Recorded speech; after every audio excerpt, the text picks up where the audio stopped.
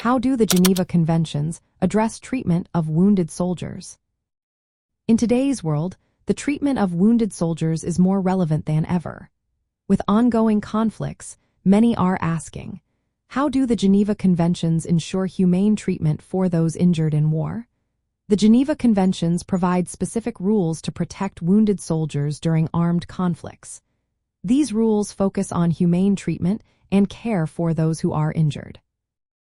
The first Geneva Convention, initially adopted in 1864 and updated over the years, outlines protections for wounded soldiers on the battlefield.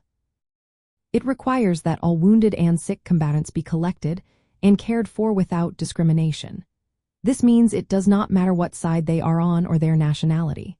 Wounded soldiers must be respected and protected in all circumstances. Once they are out of the fight due to wounds or sickness, they should not be attacked or harmed. Medical personnel and facilities that care for the wounded also receive special protections. They must not be targeted during conflicts. The wounded must receive medical treatment to the fullest extent possible. This includes timely evacuation from the battlefield and care without delay. The conventions strictly prohibit any form of torture, cruel treatment, or humiliating and degrading treatment of wounded soldiers. Additionally, the identification and dignified handling of deceased soldiers are addressed. The remains must be treated respectfully, in line with international humanitarian law. These rules form part of the broader framework of international humanitarian law and the laws of armed conflict. Their aim is to limit suffering during war and protect those not participating in hostilities.